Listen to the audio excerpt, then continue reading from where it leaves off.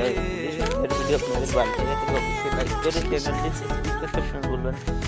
এরকম কিছু ভিডিও পেতে অবশ্যই চলো না যে কথা তোমাকে শোনা, তোকে জানাতে চাই আমি বেঁচেছি ভালোবাসায়, মনের কোণে আপন মনে ঠিকানা বানাতে চাই।